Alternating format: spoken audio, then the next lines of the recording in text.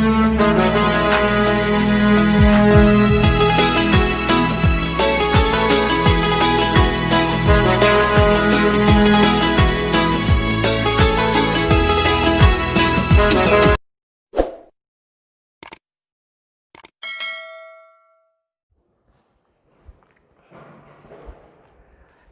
ગુરુદેવ વહાલા વિદ્યાર્થી મિત્રો, હું ઝાલા સર આપનું નવયુગ ઓનલાઈન એજ્યુકેશન ક્લાસની અંદર હાર્દિક સ્વાગત કરું છું. આશા રાખું છું કે આપ ઘરે બેઠા લેક્ચર યોગ્ય રીતથી સમજી રહ્યા હશો. આજે આપણે ધોરણ 11ની અંદર જે લાસ્ટ સમયે આપણે યુનિટ ચાલુ કરેલું યુનિટ 2 રીડ 1 અનફર્ગોટેબલ વોલ્ટ ડિઝની, જે રોય ડિઝની દ્વારા લખાયેલું છે, એ ચેપ્ટર જ્યાંથી આપણે અધૂરું મૂકેલું ત્યાંથી આપણે શરૂઆત કરીશું. લાસ્ટ ડે આપણે પેજ નંબર 11 ભણેલા. આજે આપણે પેજ નંબર 12 અને 13 સુધીનું કન્ટિન્યુ કરીશું.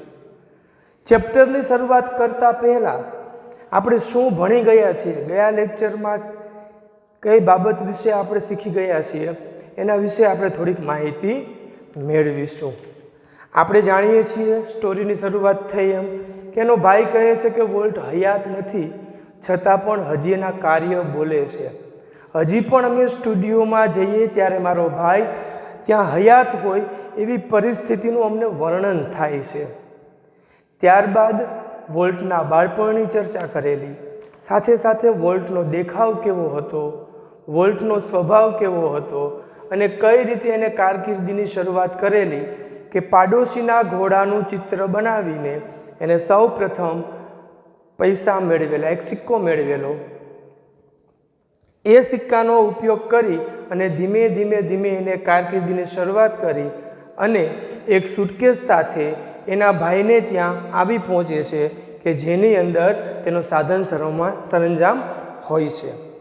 આજે આપણે પાના નંબર 12ની ઉપર પેરેગ્રાફ નંબર 1 સેન્ટેન્સ નંબર 8 કે જેની અંદર આપણે પૂરું કરેલું, ત્યાર પછીના સેન્ટેન્સમાં મિત્રો સેન્ટેન્સ હતું છેલ્લે કે he was carrying a cheap suitcase that contained all his belonging. ત્યાં આપણે પૂરું કરેલું કે એક સુટકેસ લઈને આવેલો, એની અંદર એનો બધો સાધન સરંજામ એની સાથે ભરેલો હતો અને એના ભાઈને ત્યાં પહોંચ્યો. છેલ્લે આપણે અહીં સ્ટોરી મૂકેલી હતી. આગળના પ્રકરણની શરૂઆત કરીએ. આગળની સ્ટોરી જોઈએ તો હું વાંચવાની શરૂઆત કરું છું. મિત્રો, આશા રાખું છું કે આપ સાથે પેન્સિલ અને રબર લઈને બેઠા હશો, જેથી કરીને આપને ન આવડતા શબ્દને આજુબાજુમાં તમે એનો અર્થ લખી શકો અને પાઠને સંપૂર્ણ રીતે સમજી શકો. મિત્રો, તો ચાલો આપણે આગળની શરૂઆત કરીએ. વાંચન શરૂ કરું છું. He was carrying a cheap suitcase that contained all of his belongings. એના હાથમાં એક સુટકેસ લઈ અને તે આવી પહોંચે છે કે જેની અંદર એની પોતાની બધી વસ્તુઓ હોય છે. ત્યારબાદ we borrowed $500 from an uncle and Walt started a cartoon series called Alice in Cartoonland. મિત્રો, હવે એને કરિયરની શરૂઆત કરી છે. How did he started his career? Listen, આની અંદર કીધું છે કે એને કારકિર્દીની શરૂઆત કઈ રીતે કરી, એને કઈ રીતે મૂવી બનાવવાનું કે ડિઝનીલેન્ડનું સ્વપ્ન સેવ્યું, એ બધી માહિતી હવે આપણે મેળવવા જઈ રહ્યા છીએ. વી બોરોડ વી મતલબ અમે, બોરોડ મતલબ ઉછીના લીધા. $500 $500 જે ત્યાંનું ચલણી નાણું છે. ફ્રોમ એન અંકલ, એક કાકા પાસેથી અમે $500 ઉછીના લીધા. એન્ડ વોલ્ટ સ્ટાર્ટેડ, અને વોલ્ટે શરૂઆત કરી. શું શરૂઆત કરી? તો અ કાર્ટૂન સિરીઝ, એક કાર્ટૂન સિરીઝની શરૂઆત કરી કોલ્ડ, કે જેનું નામ હતું એલિસ ઇન કાર્ટૂનલેન્ડ. એલિસ કાર્ટૂનલેન્ડની અંદર એવી મૂવીની શરૂઆત કરી જેનું ટાઇટલ હતું એલિસ ઇન કાર્ટૂનલેન્ડ. નાવ આગળ, volt did all the animation. Volt નામ છે, ડીડ મતલબ કર્યું, ઓલ ધ એનિમેશન વોલ્ટે બધું એનિમેશન કર્યું. And I cranked the old fashioned camera, અને મેં ક્રેન્ડ એટલે શરૂઆત કરી, ચલાવતો. શું? તો કે ઓલ્ડ ફેશન કેમેરા, એક જૂની ઢબનો, જૂની પદ્ધતિનો કેમેરો હું ચલાવતો. વોલ્ટ બધું એનિમેશન કરતો અને હું એક જૂની ફેશનવાળો કેમેરો છે તેની સાથે સાથે હું ચલાવતો. નેક્સ્ટ એની આગળ કહે છે the Alice cartoons didn't make much of splash.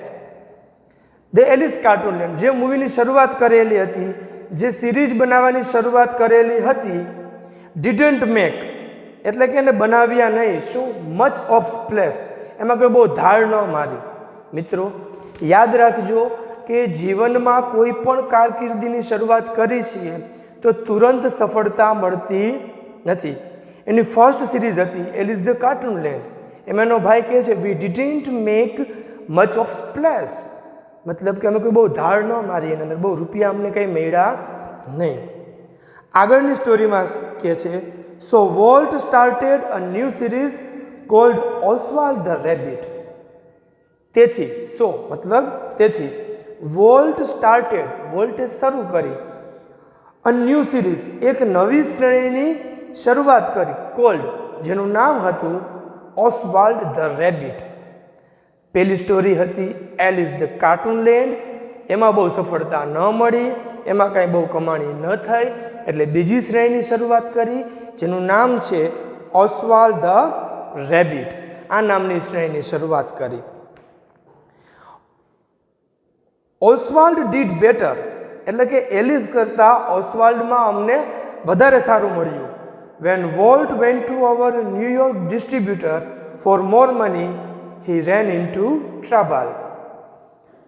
એટલે કે ઓસ્વાલ્ડમાં અમને સફળતા મળી, પણ when Walt went to our New York distributor, Walt went મતલબ જાય છે, ગયો, ટુ અવર ન્યુયોર્ક ડિસ્ટ્રીબ્યુટર અમારા ન્યુયોર્કના ડિસ્ટ્રીબ્યુટર પાસે જાય છે, ફોર મોર મની પૈસા માંગવા માટે.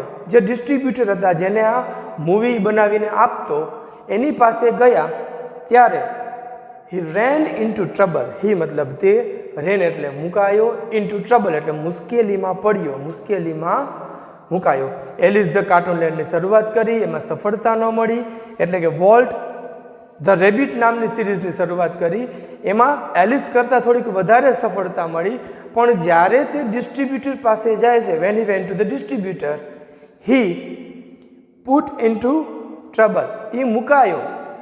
શેમાં મુકાયો? મુશ્કેલીમાં મુકાયો. મિત્ર શા માટે મુશ્કેલીમાં મુકાયો તે આગળના પેરેગ્રાફમાં કીધું છે. What kind of deal did you make kid? I asked.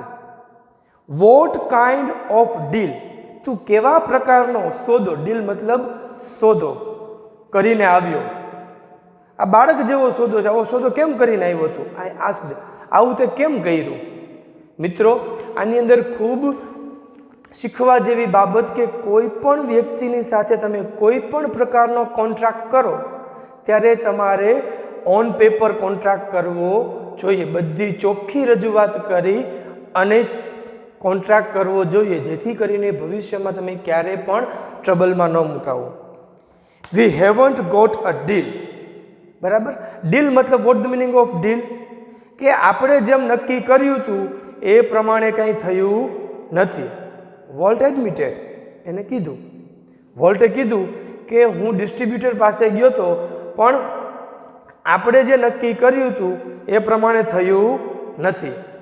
The distributor કોપીરાઇટેડ ઓસ્વાલ્ડ, એટલે કે ઓસ્વાલ્ડ નામની સિરીઝ છે એ ડિસ્ટ્રીબ્યુટરે પોતાના નામે કરી લીધી.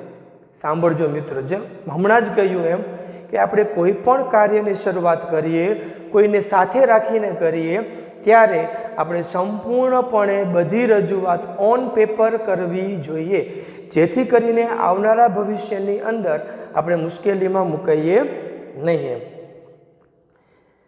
The distributor copyrighted Oswald and he is taking over the series himself.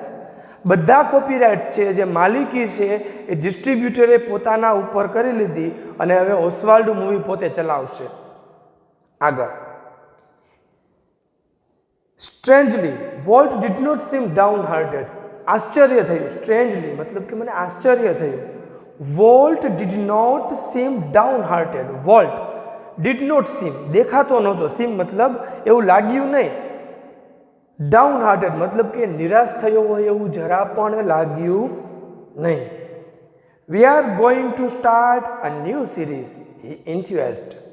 V are going to start a new series, આપણે નવી શ્રેણીની રજૂઆત કરવા જઈ રહ્યા છીએ. હી એન્થ્યુઝડ, ઉત્સાહભેર બોલ્યો, ઉત્સાહપૂર્વક એને કહ્યું કે ભાઈ ડિસ્ટ્રીબ્યુટર એના કોપીરાઇટ્સ લઈ ગયો તો શું થયું. જો મિત્રો, આના ઉપરથી આપણે બીજી વસ્તુ એ પણ શીખવા મળે છે કે સત્તા છે, પાવર છે, અનુભવ છે એ આપણો પોતાનો હોવો જોઈએ, જેથી કરીને આપણે કોઈ દિવસ નિરાશ થઈએ નહીં. વોલ્ટને પોતાના ઉપર આત્મવિશ્વાસ હતો કે ઓસ્વાલ્ડને પોતાના નામે કરી લીધી તો શું છે. હવે આપણે એક નવી સિરીઝની શરૂઆત કરીશું. એ ક્યારે થઈ શકે? જ્યારે તમને તમારા ઉપર સંપૂર્ણ આત્મવિશ્વાસ હોય ત્યારે જ તમે આ કરી શકો. તે કહે છે, ઉત્સાહપૂર્વક કહે છે કે ભાઈ એને ઓસ્વાલ્ડ લઈ લીધી તો શું થયું. આપણે હવે નવી સિરીઝની શરૂઆત કરીશું. It is about a mouse. જેમ આપણે પાર્ટ 1ની અંદર ચર્ચા કરેલી હતી ઉંદરની, કે હવે આપણે એક ઉંદર વિશે બનાવશું. And this time we will on the mouse. અને આ વખતે આપણે કોઈને આધારભૂત રાખીશું નહીં. આ વખતે ઉંદર આપણો પોતાનો હતો. જેમ ઓસ્વાલ્ડ ધ રેબિટ સસલામાં ભાગીદારી કરી એવી રીતે ઉંદરમાં ભાગીદારી કરશું નહીં. જે કંઈ પણ કરીશું એ આપણે સ્વતંત્ર, આપણા પોતાના માટે અને આપણી માલિકીનું કરીશું, જેથી કરીને ભવિષ્યમાં આપણે કોઈથી છેતરાઈએ નહીં. તો મિત્રો, અત્યાર સુધીના પેરેગ્રાફમાં આપણને બે વસ્તુ શીખવા મળી. શું? તો કે કોઈનો વિશ્વાસ કરવો નહીં, ખાસ કરીને કાયદાકીય બાબતમાં, ધંધાકીય બાબતમાં, અથવા તો કોઈ પણ વસ્તુ જે તમારા જીવનને લગતી હોય તેની અંદર કોઈ પણનો આંધળો વિશ્વાસ કરવો નહીં. અને બીજું, જીવનમાં કાંઈ પણ પરિસ્થિતિ આવે તો એને લડવા માટે તમે સક્ષમ હોવા જોઈએ. તમારામાં એટલો પાવર હોવો જોઈએ કે અમે પડીશું તો પડીને ફરીથી ઊભા થઈશું અને પર્વતના ટોચના ભાગ ઉપર પહોંચીશું. હવે આત્મવિશ્વાસ અને હિંમતથી ફરીથી પગલું લેવાનું, પરંતુ સાવચેતીપૂર્વક. જેમાં આપણે ભૂલ કરી હોય એ ભૂલ બીજી વખત કરવાની નહીં. એવું આપણને વોલ્ટ શીખવે છે. આગળ જોઈએ મિત્રો, પાના નંબર 12 ઉપર જમણી બાજુના પેરેગ્રાફના પહેલો paragraph, the rest is history. હવે જે બાકીની શરૂઆત થાય છે, આગળનું જે છે એ એક ઇતિહાસ છે. Walt's mouse. Mickey celebrated his 40th birthday in 1968 and happy 40th it was. Mickey celebrated એટલે કે હવેની જે છે એ ઇતિહાસ રચનારી એક ઘટના છે. હવેનો જે છે ઇતિહાસ છે વોલ્ટ્સ માઉસ, વોલ્ટનો ઉંદર. મિકી, એનું નામ શું હતું? મિકી. આપણે બધાને ખબર છે કે મિકી માઉસનું નામ આવે એટલે નાના બાળકોથી લઈ અને મોટાઓ બધાના મગજમાં એક આનંદની સ્ફૂર્તિ થાય કે મિકી માઉસ. એનો 40th બર્થડે 1968, 1968માં એનો 40મો બર્થડે ઉજવાયો હતો. And happy 40th it was.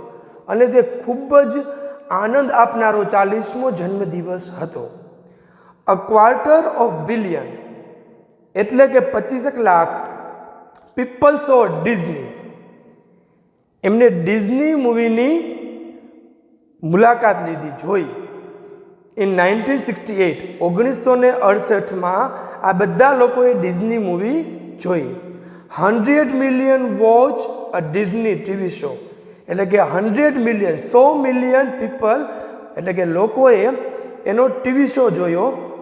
And nearly a billion read એટલે કે 25 કરોડ લોકોએ અ ડિઝની બુક ઓર મેગેઝિન કે એને ડિઝની બુક વાંચી અથવા તો મેગેઝિનમાં ડિઝની વિશે એમને વાંચ્યું. And 10 million visited Disneyland. અને 1 કરોડ કરતાં વધારે આજુબાજુ લોકોએ ડિઝનીલેન્ડની મુલાકાત લીધી. મિત્રો, આ આંકડાઓ ખાસ યાદ રાખજો કે ઘણા બધા લોકોએ ઘરે બેઠા મૂવી જોઈ, ઘણા બધા લોકો ડિઝનીલેન્ડની રૂબરૂ મુલાકાતે ગયા, તો ઘણા બધા લોકોએ ન્યૂઝપેપર અને મેગેઝિનની અંદર ડિઝની વિશે વાંચ્યું. And Mickey as Walt used to સે સ્ટાર્ટેડ ઇટ ઓલ. જુઓ મિત્રો, આ વોલ્ટની ભલમનસાઈ જુઓ. આપણે કોઈ પણ કાર્ય કરીએ છીએ તો આપણે શ્રેય આપણા ઉપર લઈએ છીએ કે મેં કર્યું, મેં આ બધું કર્યું. બટ વોલ્ટ શું કહે છે? વોલ્ટ કહે છે એન્ડ મિકી ઉંદર as Walt used to say, એ કહેવા ટેવાયેલો હતો સ્ટાર્ટેડ ઇટ ઓલ, કે મિકીએ આ બધું શરૂ કર્યું, મેં કર્યું નથી. જો મિકી નામનો ઉંદર આવ્યો ન હોત તો આટલા બધા લોકો છે અહીંયા કદાચ જોવા માટે આવ્યા ન હોત. તો મિત્રો, જે કંઈ પણ શ્રેય છે એ બધું ઉંદરને આપ્યો, પોતાના ઉપર ન રાખ્યો. કે મિકી નામના ઉંદરે આટલી બધી સફળતા આપી. એટલા જ માટે કીધું છે કે 40મો સૌથી આનંદદાયી બર્થડે કોનો? તો કે મિકીનો બર્થડે. એના પછીના પેરેગ્રાફમાં જોઈએ, Mickey was only the first successful product of Walt's matchless imagination and ability to make his dreams become reality. Mickey was એટલે કે મિકી હતો, ઓનલી માત્ર ને માત્ર, ધ ફર્સ્ટ સક્સેસફુલ પ્રોડક્ટ, એક શ્રેણીનું ઉત્પાદન કર્યું, એમાંની સૌથી સર્વશ્રેષ્ઠ પ્રથમ શ્રેણી હોય કે જેને સફળતા મળી હોય, સક્સેસફુલ પ્રોડક્ટ એટલે કે સફળ પ્રોડક્ટ ઓફ વોલ્ટની મેચલેસ ઇમેજિનેશન, કલ્પના શક્તિ, વોલ્ટની અજોડ કલ્પના શક્તિ એન્ડ એબિલિટી, સક્ષમતા, two make his dreams become reality, તે જે કંઈ પણ સપનું જોતો એને હકીકતમાં પરાવર્તિત કરતો. આ પેરેગ્રાફમાં પણ શું શીખવા મળે છે મિત્રો? કે તમે સપનાઓ જુઓ પરંતુ સપના જોઈને બેસી ન રહો. એ સપના માટે તમે કાર્યરત રહો, સતત ને સતત કાર્યરત રહો. હું તમને એક એક્ઝામ્પલ અથવા તો એક સજેશન આપું છું મારા વાલા વિદ્યાર્થી મિત્રો. આપણા જીવનમાં દરેક વ્યક્તિને કાંઈક ને કાંઈક બનવાનું અથવા તો કાંઈક ને કાંઈક બનાવવાનું જીવંત લક્ષ્ય રહેલું જ હોય છે. કોઈને ધનવાન બનવું છે તો કોઈને કીર્તિવાન બનવું છે, કોઈને મોટું ઘર જોઈશે તો કોઈને મોટી ઓફિસ જોઈશે, કોઈકને મસ્ત મોટા કારખાનાનું માલિક થવું છે તો કોઈને એક ગવર્મેન્ટ અધિકારી બનવું છે, કોઈકને મુખ્યમંત્રી થવું છે તો કોઈકને પ્રધાનમંત્રી થવું છે. પરંતુ ખાલી વિચાર કરી લેવાથી બની જવાતું નથી. વોલ્ટમાંથી જે પ્રેરણા લેવા જેવી છે એ છે કે તમે કાંઈ પણ સપનું સેવો તો એના માટે એને સફળ કરવા માટે સંઘર્ષ કરો, પૂરતા પ્રયાસો કરો.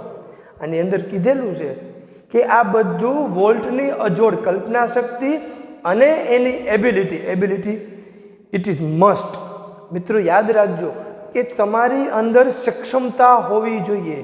તમારી અંદર જે સક્ષમતા છે એના આધારે તમે સપનાઓ જોવાનું શરૂ કરો અને સપનાને પૂર્ણ કરવા માટે આજથી જ કામે લાગી જાઓ.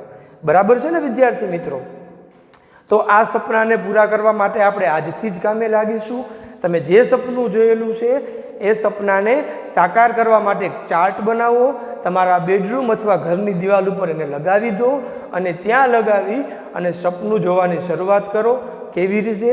રોજ સવારે ઉઠીને ચાર્ટ જોવાનો અને લક્ષ્ય સિદ્ધ કરવાનું કે મારે આ જગ્યાએ પહોંચવાનું છે, જેથી કરીને તમે સફળતાપૂર્વક તમારા લક્ષ્યને સાધી શકો. આગળ જોઈએ વિદ્યાર્થી મિત્રો કે વોલ્ટ પોતાની સક્ષમતા અને ઇમેજિન પાવરથી જે ધારતો તે કરીને બતાવતો. It was an ability he could turn on for any occasion, large or small. મતલબ કે એની પાસે એવી ક્ષમતા હતી કે એ ક્ષમતાનો ઉપયોગ કરીને, શું કીધું છે? ઇટ વોઝ એન એબિલિટી, એક એવી ક્ષમતા હતી હી કુડ ટર્ન કે જેને પરાવર્તિત કરી શકતો. શેમાં? એની ઓકેઝન, કોઈ પણ પ્રસંગ. If it is large or small, નાનો પ્રસંગ હોય કે મોટો પ્રસંગ હોય, એ દરેક ઘટનાની અંદર પોતાની એબિલિટીનો સંપૂર્ણપણે, પોતાના ઇમેજિનેશન પાવરનો સંપૂર્ણપણે ઉપયોગ કરી અને તેને સક્ષમ બનાવતો. Once when my son Roy Edward had measles. Once એક વખતની વાત છે, બરાબર? ઘટના સાંભળજો મિત્રો. શું કીધું છે કે વોલ્ટ નાનામાં નાનું કામ હોય કે મોટામાં મોટું એ દરેક કામની અંદર પોતાની ક્ષમતાનો ભરપૂર ઉપયોગ કરતો અને એ આવડત વડે એ કામને પરિપૂર્ણ કરતો. એક સ્ટોરી કીધેલી છે. એક વખતની વાત છે. When my son Roy Edward, કે જ્યારે મારો દીકરો એડવર્ડ છે, રોય એડવર્ડ છે, હેડ મિઝલ્સ, હેડ એટલે હતું, મિઝલ્સ એટલે ઓરી, જ્યારે મારા દીકરાને ઓરી થયા હતા તે સમયની વાત છે. વોલ્ટ કેમ, ત્યાં વોલ્ટ આવ્યો, and told him a story of Pinocchio. Walt came, Walt આવ્યો, એન્ડ ટોલ્ડ મતલબ કહી, સંભળાવી, હિમ અ સ્ટોરી એને એક વાર્તા સંભળાવી, ઓફ પિનાશિયો, પિનાશિયો નામની ધારાવાહિક છે જે વોલ્ટ બનાવનારો હતો એની એને વાર્તા સંભળાવી. Which he was making at that time, which એટલે કે જે, he was making at that time કે જે સ્ટોરી તે સમયે વોલ્ટ બનાવી રહ્યો હતો એના વિશે વોલ્ટે એને વાર્તા કરવાની શરૂઆત કરી. શેના વિશે? પિનાશિયો વિશે. વેન વોલ્ટ ટોલ્ડ સ્ટોરી, જ્યારે વાર્તા કહેવાની શરૂઆત કરી અથવા તો સ્ટોરી કીધી, ઇટ વોઝ વર્ટિયસ પરફોર્મન્સ. વર્ટિયસ મતલબ અદ્ભુત, જે અકલ્પના શક્તિવાળું છે, કે જેને આપણે વિચાર્યું ન હોય એવું અદ્ભુત પરફોર્મન્સ. એટલે કે એ સ્ટોરી કહેતો હતો ત્યારે જે પરફોર્મન્સ આપતો હતો, એક વાર્તા કહેવાની એની ઢબ હતી એ એકદમ છટાદાર હતી, અદ્ભુત હતી, એનું વર્ણન કરતા કહે છે. આગળ વાંચું છું મિત્રો. હિઝ આઈઝ રિવાઇટેડ, જ્યારે એ વાર્તા કરતો ત્યારે એનું પૂરેપૂરું કોન્સન્ટ્રેશન, આઈઝ રિવાઇટેડ મતલબ કે એની આંખો છે એ રિવાઇટેડ મતલબ મંડાયેલી રહેતી. આઈ કોન્ટેક્ટ, હિઝ લિસનર, આઈ રિવાઇટેડ હિઝ લિસનર, કે પોતાની આંખો જેનો સાંભળનાર શ્રોતાગણ છે એના ઉપર માંડેલી રાખતો વોલ્ટ. આના ઉપરથી એ પણ જાણવા મળે છે મિત્રો કે જ્યારે આપણે જે વ્યક્તિની સાથે વાત કરીએ છીએ તો આપણા આઈનો કોન્ટેક્ટ તેની સાથે હોવો જોઈએ, જેથી કરીને તમારા પરફોર્મન્સમાં પ્રભાવ પડે અને પડે. નેક્સ્ટ, ઇઝ મસ્ટાક, મસ્ટાક મતલબ મૂછ, ટ્વિસ્ટેડ ખેંચાયેલી, મૂછને બરાબર વળાંક આપેલો હતો. નેક્સ્ટ, એક્સપ્રેસિવલી મતલબ કે અદ્ભુત રીતે. Is eyebrow rose and fail, એના આંખના જે એક્સપ્રેશન છે એની ઉપર આઈબ્રો છે એના પણ એક્સપ્રેશન સમયાંતરે ઉપર નીચે થતા. આગળની વાત કરીએ. His hands moved with the grace of musical conductor, જેમ મ્યુઝિકના ધ્વનિના તરંગો જેમ આગળ પાછળ લય મુજબ ફરતા રહીએ તે જ રીતે મ્યુઝિક જેમ જેમ હોય એવી જ રીતે મ્યુઝિકના આધારે એના હાથ પણ મૂવમેન્ટ કરતા. Young Roy was so wide eyed at Walt's graphics telling of the fairy tale that he forgot all about his measles. Young Roy, યુવાન રો, was so wide-eyed, પહોળી આંખે ત્યાં બેઠો હતો. એટ વોલ્ટ્સ ગ્રાફિક્સ, જે Walt વર્ણન કરતો હતો ત્યાં પહોળી આંખે આ રોય એડવર્ડ છે, નાનો છોકરો જેને ઓરી થયા હતા એ ત્યાં બેઠો હતો પહોળી આંખે. શા માટે? કારણ કે સૌ પ્રથમ કહ્યું કે નાનામાં નાની વાત હોય કે મોટામાં મોટી વાત હોય, વોલ્ટ તેનું વર્ણન છે એ પોતાની કાર્યક્ષમતા મુજબ ઇમેજિનેશન પાવરનો ઉપયોગ કરીને કરતો. તેથી કરીને જેને મેઝલ્સ થયા છે, ઓરી નામનો રોગ થયેલો છે, એવો યંગ રોય પહોળી આંખે એનું ચિત્ર જોઈ રહે છે. At Walt's graphic telling of his fairy tale, fairy tale મતલબ કે પરિકથા, ટેલિંગ એટલે કહી રહ્યો હતો પોતાનું ગ્રાફિક્સ, જે પિનાશિયો નામની પરિકથા છે એ જ્યારે રોય એડવર્ડને કહી રહ્યો હતો ત્યારે પહોળી આંખે રોય એડવર્ડ એ નિહાળી રહ્યો હતો. Later we show to the finished picture, later એટલે કે પછી, વેન હી સો પછી એને જ્યારે જોયું, શું તો કે ફિનિશ્ડ પિક્ચર, આખું ચલચિત્ર પૂર્ણ થઈ ગયેલું પછી એને જોયું, he was strangely disappointed, Roy છે એ ઉદાસ થઈ ગયો. શું કામ?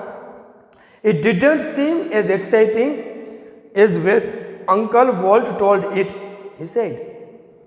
હી વોઝ સ્ટ્રેન્જલી ડિસઅપોઇન્ટેડ મતલબ કે એ આશ્ચર્ય રીતે ઉદાસ થઈ ગયો, અચાનક ઉદાસ થઈ ગયો. શું કામ? તો કે ડિડન્ટ સીમ, જે ચલચિત્ર ટીવી ઉપર દેખાડવામાં આવ્યું હતું, તો સ્ટોરી હું જે જોઉં છું એ એવી નથી જે રોય મને કહે છે કે વોલ્ટે મને કીધી હતી, એવી નથી. સેમ કથા છે. પિનાસિયો વોલ્ટે વર્ણન કર્યું હતું, એ પછી જ્યારે ટીવી ઉપર આવે છે ત્યારે રોય નામનો વ્યક્તિ જોવે છે, બરાબર, તો એ કહે છે કે આ કથા એવી નથી, આમાં એટલી મજા નથી આવતી, not exciting as when uncle Walt told it. જ્યારે વોલ્ટે આપણને કીધી હતી, અંકલ વોલ્ટે આપણને આ કથા કહેલી હતી, એવી એક્સાઇટમેન્ટવાળી આ કથા નથી. મિત્રો, વિચાર કરો કે વોલ્ટે વર્ણન કર્યું જે સમયે, ત્યારે જે રોય એડવર્ડ નામનો વ્યક્તિ છે એ પોતાના મિસલ્સ એટલે કે ઓરી નામનો રોગ પણ ભૂલી જાય છે અને પહોળી આંખે જોતો રહે છે. આવી અદ્ભુત શક્તિ વોલ્ટની અંદર સમાયેલી હતી કે જેનો ઉપયોગ નાની એવી વાર્તાની અંદર, એક નાના બાળકને જ્યારે વાર્તા કહે છે એની અંદર પણ પૂરેપૂરી ક્ષમતાનો ઉપયોગ કરતો. તો મિત્રો, આપણે પણ આના ઉપરથી શીખીશું કે જ્યારે આપણે કોઈ પણ કામ કરીએ ત્યારે આપણી પૂરેપૂરી ક્ષમતા એ કામની પાછળ જેટલું બને એટલું સર્વશ્રેષ્ઠ બનાવવાનો પ્રયત્ન કરીશું. આગળના પેરેગ્રાફમાં કહે છે, like many people who work to create humour, ઘણા બધા લોકો જેમ પોતાના કામની અંદર ખંત અથવા તો ઉત્સાહપૂર્વક કાર્ય કરે છે. લાઈક મેની પીપલ, ઘણા લોકોની જેમ, હુ વર્ક ટુ ક્રિએટ હ્યુમર, પોતાના કામમાં કંઈક કરી બતાવવા માંગતા હોય. ટુ ક્રિએટ હ્યુમર, કરી બતાવવા માટે, કંઈક અલગ કરી બતાવવા માટે. Volt took it very seriously, એવી જ રીતે વોલ્ટ પણ પોતાનું કામ ગંભીરતાપૂર્વક લેતો. આગળ, હી વુડ ઓફન સિટ ગ્લુમલી, ગ્લુમલી મતલબ આનંદિત, વિચારભર્યો અથવા તો એકદમ દ્રઢતાપૂર્વક વિચાર કરતો હોય. થ્રુ ધ ફનીએસ્ટ કાર્ટૂન, રમૂજ ઉપજાવનારા કાર્ટૂનની અંદર ગંભીરતાપૂર્વક વિચાર કરતો. આગળ, concentrating on some way to improve it, અને એટલું કોન્સન્ટ્રેશન એની અંદર આપતો. કોન્સન્ટ્રેશન મતલબ એકાગ્રતાથી વિચારતો કે હું આની અંદર સારામાં સારું ઇમ્પ્રુવમેન્ટ કઈ રીતે આપી શકું. Volt valued the opinions of those working with them. Volt valued મતલબ માન આપવું, ઓપિનિયન મતલબ મંતવ્યો, ઓફ ધોઝ કે જે લોકો વર્કિંગ વિથ હેમ એની સાથે કામ કરી રહ્યા છે તે લોકોના મંતવ્યને વોલ્ટ પૂરેપૂરું માન આપતો. તો મિત્રો, આપણે પણ આપણની આજુબાજુમાં રહેનારા લોકો અથવા આપણું ભલું ઈચ્છનારા લોકો અથવા જે લોકો આપણી સાથે કામ કરે છે અને એને લગતા સજેશન આપણને આપે છે, તો એ સજેશનને અનુરૂપ આપણે એને ન્યાય આપવો જોઈએ. But the final judgment was always unquestionably his. પરંતુ સમજો મિત્રો, બરાબર સમજવા જેવું છે કે બધાના પ્રશ્નને માન આપતો, બધાના સજેશનને માન આપતો, પણ ફાઇનલ જજમેન્ટ વોઝ ઓલવેઝ, પરંતુ અંતિમ નિર્ણય તો અનક્વેશ્ચનેબલી, નિશંકપણે હિઝ કે વોલ્ટનો જ રહેતો. મિત્રો, સજેશન બધાના લેવાના, બધાને પૂરતું ધ્યાન આપવાનું, બધાને વિચારવાના, પરંતુ અંતિમ નિર્ણય તો આપણી સૂઝબૂઝ મુજબ જ લેવાનો. મિત્રો, કોઈના સુઝાવો લઈએ તેમાંથી આપણને નવો રસ્તો મળે. જો એ રસ્તો આપણને અપનાવવા યોગ્ય લાગે, આપણી સૂઝબૂઝ મુજબ આપણને એ રસ્તો અપનાવવા યોગ્ય લાગે, તો નિશંકપણે આપણે રસ્તો અપનાવવો જોઈએ. પરંતુ વોલ્ટની જેમ અંતિમ નિર્ણય આપણો જ હોવો જોઈએ, જેથી કરીને તમે કોઈને બ્લેમ ન કરી શકો, તમે કોઈની ઉપર આરોપ ન મૂકી શકો કે ભાઈ તમે મને આમ કીધું હતું એટલે આવું બન્યું. એવું થવું જોઈએ નહીં. આખરનો નિર્ણય આપણે લીધો હોય તો આપણે કોઈ ઉપર આરોપ મૂકવાનો સમય ન આવે. Next, once after viewing a cartoon with evident displeasure, મતલબ કે એક વખતની વાત છે, આફ્ટર વ્યુઇંગ, જોયા, અ ન્યૂ કાર્ટૂન, જ્યારે એ નવી સિરીઝ કાર્ટૂન જોવા માટે ગયો, વિથ એવિડન્ટ ડિસપ્લીઝર, વોલ્ટની ઈચ્છા નહોતી છતાં પણ નિરાશ મનથી એ કાર્ટૂન જોવા માટે ગયો. Walt called for comments, from all groups of our people. પછી કાર્ટૂન શ્રેણીની રજૂઆત થયા પછી જ્યારે કાર્ટૂન પૂરું થયું ત્યારે વોલ્ટે બધા લોકો ત્યાં જે હાજર હતા, જે બધાએ સાથે બેસીને આ મૂવી નિહાળી હતી, એ મૂવીની અંદર લોકોએ બધાનો જે કોમેન્ટ આપવાની હોય એની રજૂઆત કરી. કે વોલ્ટે કહ્યું કે બધા પોતપોતાની કોમેન્ટ આપો. One after another they spoke up. એક પછી એક, વન આફ્ટર અનધર, એક પછી અનધર, બીજો, એક પછી બીજો, ધે સ્પોક અપ, બોલવા માંડ્યા બધા. ઓલ ઇકોઈંગ, જોશ જોશથી બોલવા માંડ્યા. ઇકોઈંગ મતલબ જોશ જોશથી. વોલ્ટ્સ ક્રિટિસિઝમ મતલબ કે એની અંદર વોલ્ટની ખામી. જો આગળ કીધું છે કે વોલ્ટ નિરાશાપણે બધાની સાથે મૂવી જોવા બેઠો. શું કામ? પહેલાં જ કીધું કે અંતિમ નિર્ણય વોલ્ટનો રહેતો. તો એ મનમાં વિચાર્યું કે મારે કોઈની સજેશન લેવાની જરૂર નથી, છતાં નિરાશપણે એ બધાની સાથે મૂવી જોવા બેઠો અને મૂવી જોયા બાદ બધાના સજેશન માંગ્યા. બધા લોકો જોશ જોશથી બોલીને વોલ્ટની ખામી કાઢવા માંડ્યા અને કહેવા માંડ્યા, I can get rubber stamp that say yes volt. શું મને એક રબર, હું તમને રબર સ્ટેમ્પ આપી શકું છું, બરાબર? હી સ્નેપ્ડ, એને હા પાડી, બધા લોકોએ હા પાડી કે હા રબર સ્ટેમ્પ લાવો.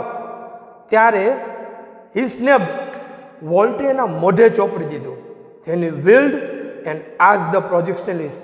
મતલબ કે જે પ્રોજેક્ટનાલિસ્ટ હતો, એક વ્યક્તિ હતો કે જે પ્રોજેક્ટ ઉપર કામ કરતો, બરાબર? હી વિલ્ડ, તેને ચક્કર ફેરવ્યું અને પ્રોજેક્ટનાલિસ્ટ છે ઈ થોટ, એને વિચાર્યું.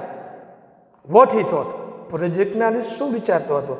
The man says the dissent was in order. મતલબ કે વોલ્ટની વાતમાં મતભેદ હોય, આમાં કાંઈ મતભેદ કરવા જેવું છે જ નહીં. એવું જે લોકો મતભેદ કરી રહ્યા હતા એને પ્રોજેક્ટના લિસ્ટ છે એને કીધું કે ભાઈ તમે લોકો જે મતભેદ કરી રહ્યા છો તે બરાબર નથી. I think you all are wrong. હું એવું માનું છું કે તમે બધા ખોટા છો. કોણ બોલે છે? પ્રોજેક્ટના લિસ્ટ. જે પ્રોજેક્ટ લઈ અને બેઠો હતો, પ્રોજેક્ટ બનાવી રહ્યો હતો, એ પ્રોજેક્ટના લિસ્ટ છે એને કહ્યું કે તમે બધા ખોટા છો. એ ડિક્લેર્ડ. Volt just green. જ્યારે એવું ડિક્લેર કર્યું ત્યારે માત્ર વોલ્ટે એની સામે રમૂજભર્યું હળવું હાસ્ય આપ્યું પ્રોજેક્ટના લિસ્ટને. You stick to your projector, he suggested. એને પ્રોજેક્ટના લિસ્ટની સામે હસતા મોઢે કહ્યું કે ભાઈ તું તારું કામ કર, તું જ્યાં ચોંટ્યો છો ત્યાં તારું કામ કર. ઇટ મીન્સ કે વોલ્ટનો એક નિયમ હતો કે તે બધાના સજેશનને પૂરતો ન્યાય આપતો. એ બધાના સજેશનને પૂરતો ન્યાય આપતો. તેથી ઉદાસ મને પોતાના જ પ્રોજેક્ટની અંદર બધાને ઇન્વોલ્વ કર્યા, બધાને યારે બેસીને સિરીઝ જોઈ, બધા લોકોને મંતવ્યો પૂછ્યું, બધા જુદું જુદું મંતવ્ય આપવા માંડ્યા. પરંતુ જ્યારે પ્રોજેક્ટના લિસ્ટ કહે છે કે વોલ્ટે જે કર્યું એ બરાબર છે, તમે બધા ખોટા છો, ત્યારે વોલ્ટ કહે છે પ્રોજેક્ટના લિસ્ટની સામે હળવું હાસ્ય આપતા આપતા કે ભાઈ તને જે કામ સોંપવામાં આપ્યું છે એ કામ તું કર, તારા કામમાં તું મંડ્યો રહે, તારે દખલ કરવાની જરૂર નથી. આવો પ્રતિભાશાળી વ્યક્તિ હતો કે ત્યારે તે સમયે તે કોઈને પણ ઉદાસ કરતો નહીં. આવી પ્રતિભા હતી વોલ્ટની. આગળના પેરેગ્રાફમાં વાંચીએ. Volt involved himself in everything. Volt દરેકે દરેક બાબતમાં પોતાની જાતને સંપૂર્ણપણે ઇન્વોલ્વ કરતો. ઇન્વોલ્વ મતલબ પોતે એમાં સાથે રહેતો, એક પણ કામમાંથી ભાગવાની કોશિશ ન કરતો. કારણ કે એ વિચારતો કે આ મારું કામ છે, મારે જ કરવાનું છે, મારા દ્વારા જ થવું જોઈએ અને મારે સંપૂર્ણપણે ધ્યાન આપવું જોઈએ. Walt involve himself in everything. પોતાના મનથી જ દરેકે દરેક બાબતની અંદર તે જોડાતો. ડ્યુરિંગ વન સ્ટોરી કોન્ફરન્સ, એક સ્ટોરીની કોન્ફરન્સ હતી, એક સભા ભરાયેલી હતી, એમાં એક વાર્તાની રજૂઆત થઈ રહેલી હતી. On the Mickey Mouse club TV show. Mickey માઉસનો જ્યારે ક્લબ ટીવી શો હતો ત્યારે એક વાર્તાની રજૂઆત થવા જઈ રહી હતી. The story man. વાર્તા કહેનારો માણસ, જેને વાર્તા કહેવાની હતી માણસ, પોઇન્ટર ઇઝ ઇન હેન્ડ, એના હાથમાં, was outlining a sequence called, પોતાના હાથમાં એક પોઈન્ટ આઉટ કરતો, જે આંગળી ચીંધતો in hand was outlining a sequences called how to ride a bicycle. એનું નામ હતું, સિક્વન્સીસ જે હતી એનું નામ હતું how to ride a bicycle. Story man ઊભો થાય છે, એને દર્શાવતો કે આજે આપણે હાઉ ટુ રાઇડ બાઇસિકલ નામની સ્ટોરી ઉપર ચર્ચા કરવાના છીએ. Now when you got on your bicycle he began. એને સ્ટોરી કહેવાની શરૂઆત કરી. શું? નાવ, હવે when you get your own bicycle, જ્યારે તમે સવારી કરવા જાઓ અને પોતાની સાયકલ મેળવો છો, તમારી સાયકલ ઉપર તમે સવારી કરો છો, હી બિગેન, એવી રીતે એને બોલવાની શરૂઆત કરી. વાર્તાની શરૂઆત ક્યાંથી થાય છે? કે જ્યારે તમે તમારી સાયકલ ઉપર સવારી કરો છો, વોલ્ટ સ્ટોપ્ડ હિમ, વોલ્ટે તેને રોક્યો. કોન્ફરન્સની અંદર એક વાર્તા કહેનારા માણસને રોકે છે. જ્યારે વાર્તા કહેનારો માણસ પોતાની વાર્તાની રજૂઆત કરે છે કે સાયકલ કઈ રીતે ચલાવવી, એ ટાઇટલ ઉપર આપણે આજે સ્ટોરી બનાવવા જઈ રહ્યા છીએ. અને સ્ટોરીની શરૂઆત કરે છે કે જ્યારે આપણે આપણી સાયકલની સવારી કરીએ છીએ ત્યારે વોલ્ટ એને રોકે છે. વોલ્ટ સ્ટોપ્ડ હિમ, એને રોક્યો. Change your bicycle to a bicycle, મતલબ કે તમારી બાઇસિકલની જગ્યાએ, તમારી પોતાની સાયકલની જગ્યાએ માત્ર સાયકલનો ઉપયોગ કરો. હી સેડ, એને કહ્યું, રિમેમ્બર, યાદ રાખો, every kid isn't fortunate enough to have a bicycle of his own. સ્ટોરીમેનને કહે છે કે યાદ રાખજો, એવરી કિડ, દરેકે દરેક બાળક, ઇઝ નોટ, નથી, ફોર્ચ્યુનેટ મતલબ કે ખુશનસીબ, ઇનફ એટલે કે પૂરતું, ટુ હેવ એટલે કે એની પાસે હોય, ઓન બાઇસિકલ કે દરેક બાળક એટલું ખુશનસીબ નથી કે જેને પોતાની બાઇસિકલ હોય. માટે તમે જ્યારે પણ બોલવા જાઓ છો કે તમારી બાઇસિકલ ઉપર તમે સવારી કરો છો, એની જગ્યાએ માત્ર એટલું બોલો કે જ્યારે સાયકલ ઉપર સવારી કરો છો.